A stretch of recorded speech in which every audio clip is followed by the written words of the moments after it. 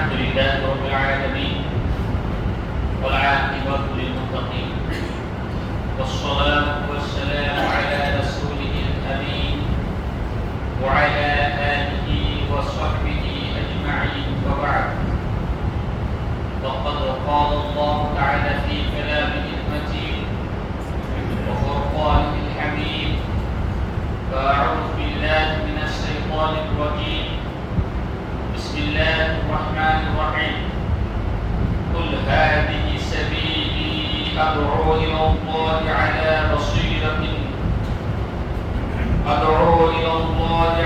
بصيرة أنا ومن اتبعني وسبحان الله وما أنا من المشركين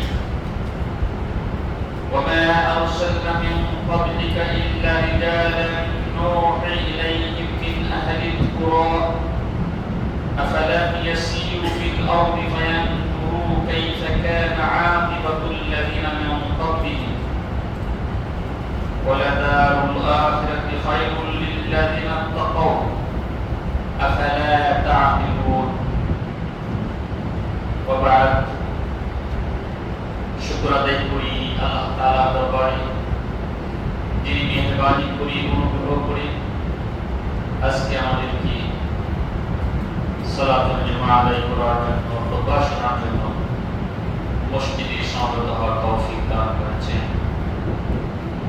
অতঃপর অসংখ্য দরুদ এবং সালাম প্রেরণ করি সাইয়্যিদুনা ওয়া রাসূলুনা মুহাম্মাদুর রাসূলুল্লাহ সাল্লাল্লাহু আলাইহি ওয়াসাল্লামের শানে যাকে আল্লাহ সুবহানাহু ওয়া তাআলা একজন আদর্শদায়ী হিসাবে তাওহীদের প্রতি আকর্ষিত একজন রাসূল হিসাবে প্রেরণ করেছেন সাল্লাল্লাহু তাআলা আলাইহি ওয়াসাল্লাম। সাথে সাথে আল্লাহর কাছে রহমত এবং মাগফিরাত প্রার্থনা করি ওই সমস্ত মুমিনদের জন্য যারা রাসূলুল্লাহ সাল্লাল্লাহু আলাইহি ওয়াসাল্লামের পথ এবং পথকে অনুসরণ করে রাসূলের পথ থেকে নিয়ে কিয়ামত পর্যন্ত দ্বীনের দায়ী হিসাবে দায়িত্ব পালন করে চলবেন। সকলের প্রতি আল্লাহ তাআলা রহম করুন, দয়া করুন, রাহিমাহুল্লাহ। সম্মানিত হাজির, আমি আপনাদের সামনে পবিত্র কোরআনুল কারীমের সূরা ইউসুফের 108 এবং 9 নম্বর আয়াত তেলাওয়াত করেছি। আল্লাহ সুবহানাহু ওয়া তাআলা তৌফিক দান করলে আমি আমার ক্ষুদ্র জ্ঞানের আলোকে কিছু কথা উপস্থাপন করার জন্য চেষ্টা করব। আমার তৌফিক ইল্লা বিল্লাহ। পবিত্র কোরআনুল কারীমে অন্যতম একটি সূরা হচ্ছে সূরা ইউসুফ। একজন নবীর নামে এই সূরাটির নামকরণ করা হয়েছে।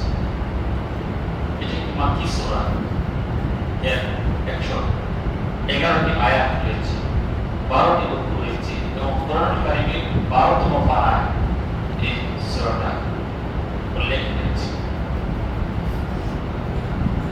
হযরত ইউসুফ আলাইহিস সালামের জীবন কাহিনীকে নিয়ে এই সূরায় ধারাবাহিকভাবে অত্যন্ত সুন্দরভাবে আলোচনা করা হয়েছে।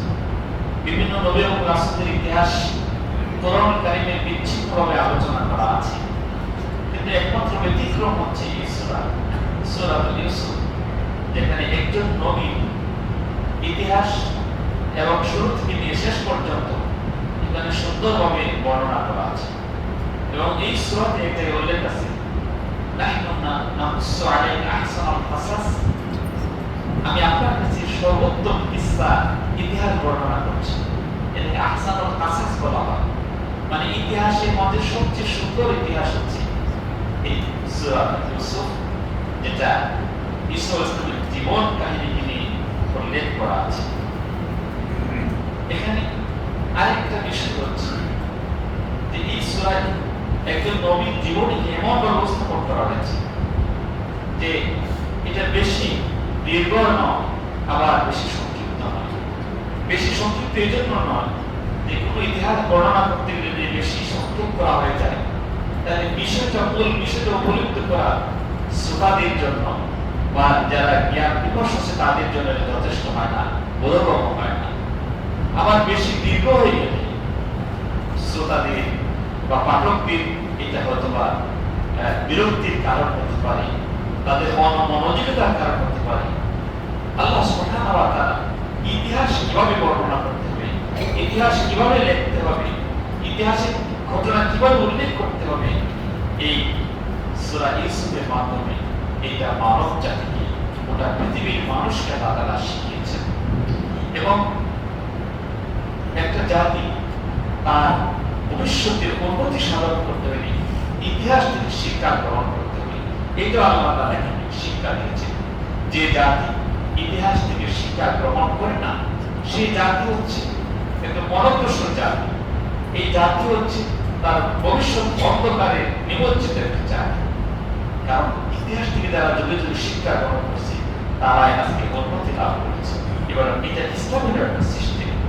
আজকে ভবিষ্যতের কত জাতি তাদের কি কারণে তাদের অধঃপতন হয়েছে, কি কারণে তারা বিভিন্ন আযাবে নিক্ষিপ্ত হয়েছে, এইগুলি আল্লাহ সুবহানাহু ওয়া তাআলা পবিত্র কোরআনুল কারীমের বিভিন্ন জায়গায় যে আদ, সামুদ জাতি, নমরুদ, ফিরাউন, হামান এদের কি পরিণতি হয়েছে আল্লাহ সুবহানাহু ওয়া তাআলা পবিত্র কোরআনুল কারীমের বিভিন্ন জায়গায় এদের তার উল্লেখ করেছেন, বর্ণনা করেছেন। জাতি পরবর্তী জেনারেশন, পরবর্তী নবীর উম্মতগণ, বিশেষ করে শেষ নবীর উম্মতগণ তার থেকে শিক্ষা গ্রহণ করি, কিন্তু আমরা সেই শিক্ষা গ্রহণ করছি। সম্মানিত হাজির, সূরা ইউসুফের 108 নম্বর আয়াতে আল্লাহ সুবহানাহু ওয়া তাআলা এখানে রাসূল সাল্লাল্লাহু আলাইহি ওয়াসাল্লামের কি আদর্শ ছিল, রাসূল সাল্লাল্লাহু আলাইহি ওয়াসাল্লামের কি মত ছিল, কি তরিকা ছিল, রাসূল সাল্লাল্লাহু আলাইহি ওয়াসাল্লামের কি মিশন ছিল, সেই মিশন, রাসূলের তরিকা এবং তার যারা অনুসারী হবে তাদের তরিকা কি হওয়া উচিত, কি মত হওয়া উচিত, কি আদর্শ হওয়া উচিত, জীবনের লক্ষ্য উদ্দেশ্য কি হওয়া উচিত, এটা আল্লাহ সুবহানাহু ওয়া তাআলা এই সূরা ইউসুফের 108 নম্বর আয়াতে উল্লেখ করেছেন। আল্লাহ তাআলা তার নবীকে লক্ষ্য করে বলেছেন, উদ্দেশ্য করে বলেছেন, আউযু বিল্লাহি মিনাশ শাইতানির রাজীম, বিসমিল্লাহির রাহমানির রাহিম, কুল হাযিহি সাবিলি আদ'উ ইলাল্লাহি আলা বাসীরাতিন আনা ওয়া মান ইত্তাবা'আনি। হে নবী, আপনি বলুন, আপনার উম্মতদেরকে লক্ষ্য করে বলুন, আপনার জাতিকে লক্ষ্য করে বলুন, হাযিহি সাবিল, আমার পথ, আমার আদর্শ, আমার মত, আমার মিশন, আমার লক্ষ্য উদ্দেশ্য এটাই, এইটাই আমার রাস্তা, এইটাই আমার তরিকা। সাবিল মানে রাস্তা, তরিকা কি? আল্লাহ রাসূলের তরিকা কি? সাবিল কি? সেটা আদ'উ ইলাল্লাহ, আমি আল্লাহর দিকে আহ্বান করি, আমি আল্লাহর প্রতি একজন দায়ী। আল্লাহ যে আমাকে দায়িত্ব দিয়েছেন, সেই দায়িত্ব হচ্ছে আল্লাহর দিকে আহ্বান, অন্য কোন মতের দিকে নয়, পথের দিকে না, কোন নেতা নেত্রীর দিকে নয়, অন্য কোন নিজের মন করা কোন আদর্শের দিকে নয়। আমাকে আল্লাহ একমাত্র আদর্শ দিয়েছেন, পথ দিয়েছেন, মত দিয়েছেন, সেটা হচ্ছে আদ'উ ইলাল্লাহ, আল্লাহর দিকে আহ্বান। সেই আল্লাহর দিকে আহ্বান করাটা সজাগভাবে করতে হবে, ইয়াকিন থাকতে হবে, দৃঢ় বিশ্বাস থাকতে হবে, সঠিক জ্ঞান থাকতে হবে, যুক্তি থাকতে হবে, সেখানে লজিক থাকতে হবে। কোন এটা মন করা কোনো বিষয় নয়, এটা ভাষা কোনো জ্ঞানের বিষয় নয়। সে আল্লাহর দিকে আহ্বান করতে গিয়ে নিজেকে একটা বোঝ নেয়া, মানুষকে যুক্তি নেয়া, মানুষকে সেটা উপস্থাপন করতে হবে। আল্লাহ তাআলা এটাও বলে দিয়েছেন, আলা বাসীরাতিন, সৎ জ্ঞানে, যুক্তিভিত্তিক এবং যুক্তি নির্ভর এবং বিজ্ঞান ভিত্তিক সে আল্লাহ তাআলাকে কেন আমাকে জানতে হবে, সেই জ্ঞান আমাকে অর্জন করতে হবে। আল্লাহ তাআলার প্রতি দৃঢ় বিশ্বাস, ইয়াকিন আমাকে অর্জন করতে হবে। গত জুমায় আমরা আলোচনা করেছিলাম, এই আল্লাহ নবী বিশাল দায়িত্ব পালন করার জন্য আগে আল্লাহ তাআলা নবীকে প্রথম যে আয়াত নাযিল করলেন, ইকরা, পড়ো, পড়তে হবে, জ্ঞান অর্জন করতে হবে, দিনের সঠিক বোঝ আমাকে অর্জন করতে হবে।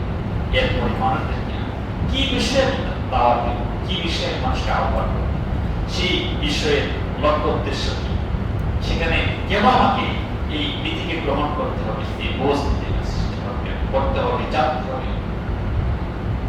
এজন্য আলা বাসীরাতি, সব জ্ঞানে শিখাতে হবে। অমুক করে বেড়াই জন্য আমি করবো, সেটা এরকম যুক্তি আছে। আমি আল্লাহ ছাড়া কার দিকে আহ্বান করব, আমার এটা ছাড়া কোনো মত পথ হতে পারে না। আল্লাহ তাআলার অসংখ্য সৃষ্টি, আল্লাহ তাআলার নিয়ামত, কত কিছু আমরা ভোগ করছি, যেদিকে তাকায় শুধু আল্লাহ আল্লাহর আয়াত নিদর্শন আমরা দেখি। গাছ-গাছালি বলেন, পশু-পাখি বলেন, সাগর, নদী, পাহাড়, পর্বত, যা কিছু আছে, আরো কত আসমান, জমিন, অসংখ্য নক্ষত্রজাতি, এদের গ্রহমণ্ডল, সৌরজগৎ, কত কিছু আছে আল্লাহকে স্মরণ করার মতো। কে এগুলি সৃষ্টি করেছে? কোন মানুষের সামর্থ্য আছে? কোন মানুষ কি করতে সক্ষম হয়েছে? কোন মানুষ কি আল্লাহর সমস্ত সৃষ্টি জ্ঞান অর্জন করার মতো শক্তি হয়েছে? কোন সামর্থ্য নেই। কত কিছু আবিষ্কার হয়েছে, শুধু আমেরিকা, ব্রিটেন থেকে কত কিছু আমরা সংক্ষেপে করে ফেলছি, মনে করছি অনেক কিছু আবিষ্কার করে ফেলছি। যখন এগুলি ছিল না, এই কম্পিউটারের ডিজিটালের যুগ ছিল না, তখন অনেক যোগাযোগ ব্যবস্থা অনেক ধীরগতি সম্পন্ন ছিল। তখন এই বর্তমান তারা সেগুলি কল্পনা করা গিয়েছিল। এর চেয়ে কত কিছু হয়ে যাবে আমরা জানি না, কিন্তু কিছু হওয়ার পরেও আল্লাহর শক্তি সামনে কিছু না। তাহলে আমি কাকে নির্বাচন করব? আমার জীবন পথের লক্ষ্য উদ্দেশ্য কি হবে? আমি কোন দিকে চলছি, কার দিকে চলবো? আমার শুরু হয়েছে, এটা শেষ কোথায় হবে জীবনে? সেই চিন্তাকে আমি কখনো করেছি? আমি আজকে মানব রচিত মতবাদের দিকে আমি আজকে জীবন কি উৎসর্গ করে দিয়েছি। আমি যেভাবে সেভাবে বলগাহীন জীবন যাপন করছি, মনে হচ্ছে দুনিয়াটাই সব কিছু, এর ছাড়া কিছু নয়। এই চিন্তা চেতনে আমরা যারা আছি, অথচ আল্লাহ নবী বললেন, আল্লাহকে আল্লাহ নবীকে নির্দেশ করলেন, আপনি বলুন আমার পথ হচ্ছে একটাই, আমার মত হচ্ছে একটাই, আমার লক্ষ্য উদ্দেশ্য হচ্ছে একটাই, আদৌ ইলাল্লাহ, আমি আহ্বান করবো মানুষকে, জাতিকে মাত্র আল্লাহর দিকে, এবং সে সৎ জ্ঞান হবে, সেটা যুক্তিভিত্তিক হবে। আমি নিজেই কাজটা করবো, মানে তাবানি, এবং যারা আমাকে অনুসরণ করবে, আমার পথ বলে যারা দাবি করবে, আমার এরপরে আল্লাহ নবীর পরে তার সাহাবায়ে কেরাম যারা ছিলেন, তাবিঈন ছিলেন, তাবিঈন ছিলেন, এই ওলামায়ে মুতাকাদ্দিমিন, মুতাআখিরিন, যত ওলি দরবেশ, যত আলেম ওলামা, ইসলামী স্কলার অতিবাহিত হয়ে গেছেন, সবাই তো সেই কাজ করেছে। এবং কিয়ামত পর্যন্ত যারা আল্লাহর নবীর অনুসরণকারী হিসেবে নিজেকে দাবি করবে, উম্মত হিসেবে দাবি করবে, তারা সবাই সেই কাজটা করবে। সেই কাজ হচ্ছে কোনটা আল্লাহর দ্বীনের দিকে মানুষকে আহ্বান করবে। এই দাওয়াত হচ্ছে শাহাদাতু আল্লাহ ইলাহা ইল্লাল্লাহ ওয়াহদাহু লা শারীকা লাহু। আল্লাহ ছাড়া কারো উপাস্য চলবে না, কারো দাসত্ব চলবে না, কারো বন্দেগী চলবে না, কারো আনুগত্য চলবে না। একমাত্র তার কোনো শরীক নাই। এই দাওয়াত পূর্ববর্তী যত নবী এবং রাসূল প্রতিব্যক্ত হয়ে গেছেন, সবাই কিন্তু এই দাওয়াত দিয়ে গেছে। কিয়ামত পর্যন্ত এই দাওয়াত চলবে। আর এই দাওয়াতের সিলসিলা যদি বন্ধ হয়ে যায়, আল্লাহর রাসূল অনেক কঠিন সাবধান বাণী তিনি উচ্চারণ করেছেন। তিনি বলেছেন, যদি দাওয়াত কাজ বন্ধ করে দেওয়া হয়, তাহলে যতই তোমরা মসজিদে বসে বসে দোয়া করো, মুনাজাত করো, প্রার্থনা করো, একটা প্রার্থনা আল্লাহ তাআলা লা ইস্তাজাব, আল্লাহ তাআলা গ্রহণযোগ্য হবে, কবুল হবে না। তোমরা শুধু দোয়া করলে তার কোনো কাজ করবে না। মানুষদেরকে দিনে আনার জন্য, ইসলাম প্রতিষ্ঠার জন্য কোনো কাজ করবে না। দোয়া বিচার কবুল, এইটাই তো হচ্ছে। কত কিছু হয়ে যাচ্ছে, কত দোয়া হচ্ছে, মুনাজাত হচ্ছে, মসজিদে মসজিদে দোয়া দোয়া, কাজ তো হচ্ছে না। মসজিদে বলছে একটা, বাইরে যায় বসে আল্লাহর বিপরীত কাজ, আল্লাহর আদর্শে, আল্লাহর আইনের বিপরীত কাজ আমরা করছি। একটু দোয়া কবুল হচ্ছে না, জাতির কোনো কল্যাণ হচ্ছে না, উন্নতি হচ্ছে না, বিপদ মুসিবত, টর্নেডো, ঝড়, সাইক্লোন, তাপদাহ, এর মাধ্যমে কত কিছুটা আল্লাহ দেখিয়ে দিচ্ছে, তার মধ্যে আমরা শিক্ষা গ্রহণ করছি। মানুষ আসছে কয়েকদিন আগে কোনো বৃষ্টি ছিল না, দেখেন 2-3 দিনের ব্যবধানে কত বৃষ্টি দিয়ে দিল, আল্লাহ কি না করেন, কত কিছু করে দিলেন। একটু দেখাই দিলেন আমি পারি দেখো না, সামনে তো আরো বাড়াই দিতে পারে। সমাজ আমরা একমাত্র আল্লাহর জন্য হয়ে যাই, এটাই যে আয়াতের শিক্ষা, এটাই তো বলা হচ্ছে। এবং এই দাওয়াতটা কখনো কিরকম যে এর ভিতরে অন্য কাউকে শরীক করা যাবে না, একমাত্র আল্লাহ। অনেক ভালো ধারণা করি ইহুদি খ্রিস্টান তারা রাসূলের, তারা আল্লাহর সাথে তারা শরীক করত, তারা মরিয়মকে বিশেষ মর্যাদা দিত, ইব্রাহিম ইসলামের স্ত্রী সারাকে বিশেষ মর্যাদা দিত, তারা আল্লাহর সাথে শরীক করত। তারা মরিয়মের ছেলে ঈসা রূহুল্লাহ, তাকে তারা বিশেষ মর্যাদা দিত, আল্লাহ স্ত্রী বলতো, আল্লাহর ছেলে বলতো, ফেরেশতা কোন আল্লাহর কন্যা, এরকম আজে বাজে তারা কথা বলতো। এজন্য আল্লাহ রাসূলের যে দাওয়াতটা ছিল, তিনি ছিলেন, আল্লাহ রাসূল বলছেন ওয়াসুবহানাল্লাহি ওয়া মা আনা মিনাল মুশরিকিন, আল্লাহ পুত পবিত্র, তার পবিত্রতা ঘোষণা করছে, ওয়া মা আনা মিনাল মুশরিকিন। তোমরা যে আজে বাজে চিন্তা করছো, আল্লাহর সাথে শরীক করছো, মরিয়মের ব্যাপারে কথা বলছো, সারার ব্যাপারে কথা বলছো, ফেরেশতারা আল্লাহর কন্যা, এই সমস্ত আজে বাজে কথা বলছো, আমি সম্পূর্ণ মুক্ত, একমাত্র আল্লাহর জন্য আমি দাওয়াত দিই। ওয়া মা আনা মিনাল মুশরিকিন, আমি তোমাদের এই শিরকের সাথে আমি কোনো সম্পর্ক রাখি না। সূরা ইখলাসে আমরা পড়ি, কত সুন্দর শিক্ষা আল্লাহ দিয়েছেন, আল্লাহ আহাদ, বলুন আল্লাহ এক, লা ইয়ালিদ ওয়া লা ইউলাদ, তিনি কাউকে জন্মদেন নয়, জন্মগ্রহণ করেন নাই, ওয়া লা ইয়াকুল লাহু কুফুয়ান আহাদ, তার কোনো সমকক্ষ নাই। আল্লাহ সামাদ, তিনি অমুখাপেক্ষী, কারণ তিনি মুখাপেক্ষী নন। আল্লাহ কত কিছু করেন। আল্লাহ এই পৃথিবীর পরিচালনা করতে আল্লাহর কোনো সাহায্য লাগে না, কোনো মন্ত্রী নাই, মিনিস্টার নাই, কোনো প্রেসিডেন্ট নাই, আমার কোনো বিকল্প, প্রধানমন্ত্রী দরকার নাই, সংসার আমি ঠিক করি। তার কোনো সন্তান, তার কোনো স্ত্রী, তার কোনো সাহায্যকারী, সহায়তাকারী, মন্ত্রী, মিনিস্টার, কোনো কিছু পরামর্শ দাতা, কোনো কিছু আল্লাহ তাআলা প্রয়োজন পড়ে না। আল্লাহ একক, সবকিছু করতে সম্ভব। এবং পূর্ববর্তী নবী এবং রাসূলগণ তারা এই কাজটাই করেছে। তারা তাদের এই কাজ ছিল, অধিকাংশ নবী এবং রাসূলের আহ্বান একটাই ছিল, ইয়া কওমি ইবুদুল্লাহ, হে আমার জাতি, আল্লাহর গোলামি করো, আল্লাহর দাসত্ব, মা লাকুম মিন ইলাহিন গায়রুহু, তাকে ছাড়া অন্য কোনো উপাসনা করার মতো আর কেউ নাই, ইবাদত করার মতো আর কেউ নেই। সময় কাটে এবং এই শিরক দিয়ে আমরা মুক্ত হতে না পারি, যত ইবাদত করি আল্লাহ তাআলা আমাদেরকে মাফ করবেন, অনেক গুণে আল্লাহ তাআলা মাফ করবেন। ইন্নাল্লাহা লা ইয়াগফিরু ওয়া ইউশরাকা বিহি, আল্লাহকে শরীক করলে কোনো মাফ হবে না। আমার নামাজের মাপে আসছে, কি উদ্দেশ্যে নামাজ পড়ছি, কার উদ্দেশ্যে নামাজ পড়ছি, আমি দান করছি, সদকা করছি, কি উদ্দেশ্যে করছি? কোন ব্যক্তি খুশি করার জন্য, নিজের সুনাম অর্জনের জন্য নামাজ পড়ছি, কাউকে দেখানোর জন্য, আমি টুপি করেছি, দাঁড়িয়ে রেখেছি, কি জন্য? এই মুসলমান হিসেবে নিজেকে মানুষ পরিচয় দেবো, সেই জন্য।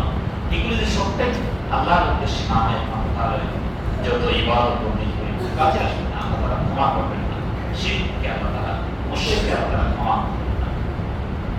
এরপরে 109 নম্বর আয়াতে আল্লাহ তাআলা বলেছেন সূরা ইউসুফে, ওয়া মা আরসালনা মিন ক্বাবলিকা ইল্লা রিজালান নূহি ইলাইহিম মিন আহলিল কুরা, আমি পৃথিবীতে আপনার নবী যত রাসূল প্রেরণ করেছি নগরবাসীদের মধ্য থেকে, এবং তারা ছিল পুরুষ, তারা ছিল মানুষ, মানবদের মধ্য থেকে আমি আপনার নবী যত নবী রাসূল প্রেরণ করেছি মানবদের মধ্য থেকে করেছি। রাসূল সাল্লাল্লাহু আলাইহি ওয়াসাল্লাম যে জাতির কাছে এসেছিলেন, তারা ধারণা করতেন রাসূল, নবী, দূত, পয়গম্বর, এ তো মানুষ হতে পারে না, তারা হবে ফেরেশতা। আমাদের সাথে বাজার করে খায়, এই খাওয়া দাওয়া করে চলাফেরা করে, এই লোক কি করে রাসূল হতে পারে? আল্লাহ তাআলা এই ভুল ধারণা কি তিনি অনুমোদন করেছেন। এভাবে মুশরিকদের জবাব দিয়েছে, তাদের সন্দেহ যে করত কারা রাসূল হবে, ব্যাপারটা উল্টা। তারা যে ধারণা করেছিল সম্পূর্ণ উল্টা ধারণা তারা করেছে। রাসূল যে মানবদের পক্ষ থেকে হয়, এবং যে যখন যে জাতির কাছে আল্লাহ নবী এবং রাসূল প্রেরণ করেছেন, সেই জাতির প্রসিদ্ধ বংশ এবং শহর অঞ্চল থেকে কোনো গ্রাম্য কোনো ব্যক্তি নেই, ভদ্র শরীফ বংশ থেকে আল্লাহ তাআলা নবী এবং রাসূল প্রেরণ করেছেন। এজন্য আল্লাহ বলছেন ইল্লা রিসালাত নূহি ইলাইহি, তাদের কাছে প্রেরণ করেছেন মিন আহলিল কুরা, মানে ভদ্র এবং সভ্য সমাজ, শহর অঞ্চল, নগর অঞ্চল, তাদের থেকে আল্লাহ তাআলা নবী এবং রাসূল প্রেরণ করেছেন। এবং যাদেরকে নবী হিসেবে আল্লাহ তাআলা মনোনয়ন দিয়েছেন, নির্বাচন করেছেন, তারা ছিল কিছু বিশেষ বৈশিষ্ট্যের অধিকারী। তারা জীবনে কোনো পাপের সঙ্গে লিপ্ত না, নবুয়তের আয় গুনাহ করে। তারা ছিলেন পুত পবিত্র অধিকারী, অনেক মানবীয় গুণাবলীর অধিকারী, যেটা কোনো মানুষ, সাধারণ মানুষ অর্জন করতে পারে নাই। তারা যে ধারণাটা করেছিল যে নবী এবং রাসূল ফেরেশতা হবে, বা কোনো আল্লাহ বিশেষ কোনো পক্ষ থেকে বিশেষ কাউকে পাঠানো হবে, এই ধারণা সম্পূর্ণ অমূলক একটা ধারণা ছিল। এটা আল্লাহ তাআলা এখানে অনুমোদন করেছেন। এবং আল্লাহ তাআলা নবীকে তিনি লক্ষ্য করে বলেছেন, বল ইন্নামা আনা বাশারুন মিসলুকুম, হে নবী আপনি বলুন আমি তো তোমাদের মতো একজন মানুষ, তবে একটা পার্থক্য আছে। সেই পার্থক্যটা কি? ইউহা ইলাইয়া, ওহী পাঠানো। এই ওহী পাঠিয়ে আল্লাহ তাআলা এই মানুষকে আল্লাহ তাআলা অনেক সম্মান দিয়েছেন, মর্যাদা দিয়েছেন। তো ওর কাছে আসে যাকে আল্লাহ নির্বাচন করেছেন, যাকে আল্লাহ তাআলা মনোনয়ন দিয়েছেন, তার বৈশিষ্ট্যের তার গুণের কারণে বা আল্লাহ তাআলা পরিকল্পনার কারণে যেটা হয়েছে, তাকে আল্লাহ তাআলা মর্যাদা করেছেন এই ওহী নাযিলের মাধ্যমে। আল্লাহ তাআলার পক্ষ থেকে ওহী নাযিলিয়া শিক্ষাদেশ তার মাধ্যমে আল্লাহ তাকে সম্মানিত করেছেন। আল্লাহ তাআলা অন্য জায়গায় বলেছেন যালিকা মিন আনবাইল গায়ব নূহিহি ইলাইকা, এই হচ্ছে অদৃশ্যের সংবাদ। এই অদৃশ্যের সংবাদ জ্ঞান কোনো মানুষ রাখে না, যেটা আল্লাহ তাআলা তার নবী এবং রাসূলদেরকে এটা আল্লাহ তাআলা দিয়ে থাকেন। নূহিহি ইলাইকা, অন্য আয়াতে আছে তিলকা মিন আনবাইল গায়ব নূহিহা ইলাইকা, এই হচ্ছে গায়বের অদৃশ্যের সংবাদ সমূহ, যেগুলো নবী রাসূলদের মাধ্যমে ওহীর মাধ্যমে আল্লাহ সুবহানাহু ওয়া তাআলা প্রেরণ করে থাকেন। যারা আল্লাহ তাআলা এই বিধানকে অস্বীকার করে, নবী রাসূলদেরকে যারা অস্বীকার করে, যারা দাওয়াতের ব্যাপারে, দ্বীনের ব্যাপারে, তাওহীদের ব্যাপারে যারা গরিমসি করে, যারা এই ব্যাপারে অবহেলা করে, তাদেরকে লক্ষ্য করে এরপরে আল্লাহ তাআলা বলেন আফালাম ইয়াসিরু ফিল আরদি ফায়ানজুরু কাইফা কানা আকিবাতুল লাযিনা মিন ক্বাবলিহিম, তারা কি পৃথিবীতে একটু ভ্রমণ করে দেখতে পারে না? একটু দেখে না, চলাফেরা করে না তারা? ফায়ানজুরু, তাহলে তো তারা দেখে নিতে পারতো, তারা সেই দৃশ্যগুলি তারা দেখতে পারতো। কাইফা কানা আকিবাতুল লাযিনা মিন ক্বাবলিহিম, তোমাদের তাদের পূর্ববর্তীদের কি পরিণতি হয়েছে। আজকে অনেক নিদর্শন আছে, যারা এই আদ সামুদ ওই সমস্ত জাতিরা, ফেরাউন, নমরুদ, ফারুন, যারা নবী রাসূলদের অবাধ্যাচরণ করেছিল, তাদের কি পরিণতি হয়েছে। এখনো কারো কারো লাশ এখনো আছে, কোন কোন নদী এখনো কিভাবে আছে যেগুলি ব্যবহারযোগ্য নয়, এগুলি রাখার নিদর্শন হিসেবে রাখা হয়েছে। অনেক জাতিকে উল্টিয়ে দেওয়া হয়েছে, অনেক জাতিকে পানির নিচে ডুবিয়ে দেওয়া হয়েছে, ধ্বংস করে দেওয়া হয়েছে। এই সমস্ত নিদর্শন দেখে কেন তোমরা শিক্ষা গ্রহণ করো না? তাদের পরিণতির কথা বিভিন্নভাবে কোরআনুল কারীমে বিভিন্ন জায়গায় উল্লেখ করেছেন। অন্য আয়াতে এসেছে আফালাম ইয়াসিরু ফিল আরদি ফাতাকুনু লাহুম কুলুবুন ইয়াকিলুনা বিহা, তারা যদি ঘুরে ঘুরে এই সমস্ত নিদর্শনগুলি দেখত, তাহলে তাদের এমন অন্তর হতো যে অন্তর দ্বারা তারা সমস্ত বিষয়গুলি তারা হৃদয়ঙ্গম করতে পারত, তারা বুঝতে পারত। সেই অন্তরে তারা অধিকারী হয় নাই। তাদের চোখ আছে, তারা চোখ দ্বারা দেখে না, কান আছে তারা কান দ্বারা তারা শোনে না। তাদের অন্তর আছে, অন্তর দ্বারা তারা উপলব্ধি নাই। কিন্তু আল্লাহ বলছেন তুমি একটু ঘুরে ঘুরে দেখো, চিন্তা লিখি করো, একটু অধ্যয়ন করো, পড়াশোনা করো, তোমরা তোমাদের সাথে সবকিছু পরিষ্কার হয়ে যাবে। যারা আল্লাহ রাসূলের দাওয়াতকে নিয়ে যারা কন্ট্যাক্ট করতে, যারা অবহেলা করে, যারা কোনো আল্লাহ রাসূলের দাওয়াতকে অবজ্ঞা করে, সেকেলে মনে করে আধুনিকতা, যারা এই ধাজাদারি, এই আধুনিকতাকে যারা বেশি অগ্রাধিকার দিচ্ছে এবং এই দিকে যারা ধাবিত হচ্ছে, বিভিন্ন পাশ্চাত্য সংস্কৃতি যারা আমদানি করছে, তাদের পরিণতির ব্যাপারে কোরআনের কথাবার্তা আল্লাহ তাআলা উল্লেখ করেছেন। এবং যারা পরহেজগার তাদের শুভ পরিণতির কথা আল্লাহ তাআলা উল্লেখ করেছেন। আল্লাহ তাআলা বলেন ওয়ালা দারুল আখিরাতি খায়রুল লিল্লাযিনা তাকাউ আফালা তা'কিলুন। যারা আল্লাহকে ভয় করবে, যারা পরহেজগারের নীতি রাসূলের তরিকাকে যারা অনুসরণ করবে এবং দ্বীনের দাওয়াতের যারা নিজেদেরকে নিয়োজিত রাখবে, তাদের ব্যাপারে আল্লাহ তাআলা বলছেন ওয়ালা দারুল আখিরাতি পরকালীন জীবনটা। যারা দুনিয়ার জীবনকে বেশি প্রাধান্য না দিয়ে, এই দুনিয়ার এই পোশাক আশাককে বেশি প্রাধান্য না দিয়ে, দুনিয়ার এই চাকচিক্যপূর্ণ জীবনকে যারা বেশি প্রাধান্য দিয়ে না দিয়ে, যারা পরকালকে যারা অগ্রাধিকার দেয়, তাদের ব্যাপারে আল্লাহ তাআলা বলছেন ওয়ালা দারুল আখিরাতি খায়রুল লিল্লাযিনা তাকাউ। পরকালীন জীবনটা তাদের জন্য শ্রেষ্ঠ, যারা আল্লাহর নীতি যারা গ্রহণ করে, যারা আল্লাহকে যারা ভয় করে চলে। আফালা তা'কিলুন। এরপরেও কি তোমরা শিক্ষা গ্রহণ করবে না, চিন্তা ফিকির করবে না, তোমরা তো জ্ঞান অর্জন করবে না? আল্লাহ তাআলা মানে আফসোস করে মনে বলেছেন যে দয়া করুণাবশত তিনি তার বান্দাদেরকে লক্ষ্য করে তিনি বলছেন। আর আল্লাহর প্রতি যারা থাকবে, আল্লাহর বিধি বুঝতে, আল্লাহ তাদের সম্মান বাড়িয়ে দেন, দুনিয়াতে তাদের সহযোগিতা করেন। আল্লাহ তাআলা মূসাকে বাঁচিয়ে দিলেন, ফেরাউনকে ডুবিয়ে মারলেন। অল্প সংখ্যক সৈনিক ইসলামের বিজয় আল্লাহ তাআলা বদলে দিয়ে দিলেন। কত সুন্দর, কত বড় সহযোগিতার প্রমাণ ইসলামের প্রথম যুদ্ধে হয়েছে।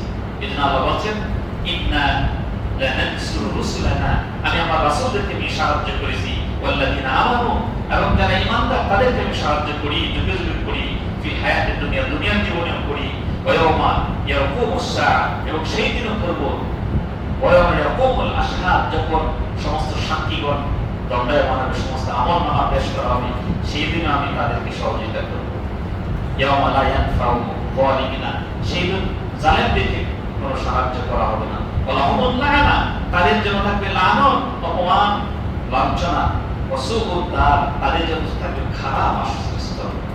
এইভাবে আল্লাহ তাআলা কোরআনের কথা কত সুন্দরভাবে এগুলো উল্লেখ করেছেন। সমাজবাদী এখানে রাসূল সাল্লাল্লাহু আলাইহি ওয়াসাল্লামের আরেকটা বিষয় হলো আহলুল কোরআন, নবী রাসূলদের একটা সিফাতের কথা এখানে বলা হয়েছে। কাদেরকে আল্লাহ তাআলা নির্বাচন করেছেন? শহরবাসী যারা আছে, যারা শিক্ষিত জনগণ, তারা কাদের ভিতরে দ্বীনের উপলব্ধি বেশি হয়, যেন জ্ঞান ছাড়া কোনো উপায় নেই। এখানে আল্লাহ তাআলা কোরআনকে এ দ্বারা অন্য জায়গায় একটা কোরআনে আল্লাহ তাআলা উল্লেখ করেছেন যে সাধারণত যারা শহরবাসী শিক্ষিত, তাদের ভিতরে দ্বীনের অনুভূতি বেশি সৃষ্টি হয় জ্ঞানের মাধ্যমে, এবং তাদের স্বভাব প্রকৃতিটা তাদের ভালো হয়, অভদ্র হয় না। এর থেকে আল্লাহ তাআলা বলেছেন সূরা তাওবার 97 নম্বর আয়াতে যে আ'রাবু আশাদ্দু কুফরান ওয়া নিফাকা, যারা বেদুইন, যারা অশিক্ষিত অসভ্য জাতি, তারা বেশি কুফরের দিকে ভয়ঙ্কর হয়ে থাকে, নিফাকের দিকে তারা বেশি ভয়ঙ্কর হয়ে থাকে। সর্বশেষ হাদিস উল্লেখ করতে চাই, রাসূল সাল্লাল্লাহু আলাইহি ওয়াসাল্লামের কাছে এক বেদুইন এসে একদিন একটা উট উপহার দিল। রাসূল সাল্লাল্লাহু আলাইহি ওয়াসাল্লাম ওই বেদুইনকে তার একটা পরিবর্তে তিনি 6টা উট উপহার দিলেন। এরপরে ওই বেদুইন বেশি একটা খুশি হইল না, রাসূল থেকে বেশি বেশি আশা করছিল। সে অখুশি হয়ে গেল। এরপর রাসূল সাল্লাল্লাহু আলাইহি ওয়াসাল্লাম তিনি আল্লাহর প্রশংসা করলেন এবং তিনি গুণকীর্তন করলেন এবং তিনি বললেন অমুক বেদুইন ব্যক্তি, তাকে আমি একটা উটের পরিবর্তে 6টা উট দিলাম, তারপর সে খুশি হলো না। এরপরে তিনি প্রতিজ্ঞা করলেন লা আকুলু হাদিয়াতান ইল্লা মিন কুরাইশি আও আনসারি, আমি আনসারি এবং কুরাইশ ছাড়া কোনো কারো কাছ থেকে হাদিয়া গ্রহণ করব না। তার মানে শিক্ষা এবং অশিক্ষার কথা বলেছে। অনেক সম্পর্ক মানুষ যারা বেয়াদব মানুষ, তারা যে কোনো মুহূর্তে আপনাকে অপমান করতে পারে, অপমানিত করতে পারে। কিন্তু শিক্ষা নিয়ে, ভালো শিক্ষা নিয়ে সভ্য হয়ে আমাদেরকে বিলীন করতে আসতে হবে, কোরআনের দিকে আসতে হবে, হাদিসের দিকে আসতে হবে। আমাদেরকে আল্লাহ নবী যে নির্ভেজাল দাওয়াত দিয়েছেন, শিরক মুক্ত দাওয়াত দিয়েছেন, সেই দাওয়াতের মিশনের সকলকে অংশগ্রহণ করতে হবে। এটা আজকে এই আয়াতের শিক্ষা, আয়াত দ্বয়ের শিক্ষা। আল্লাহ সুবহানাহু ওয়া তাআলা আমাদের সকলকে লা ইলাহা ইল্লাল্লাহ যথাযথ দায়িত্ব পালন তৌফিক দান। ওয়া সাল্লাল্লাহু তাআলা আলা মুহাম্মাদ ওয়া আলা আলিহি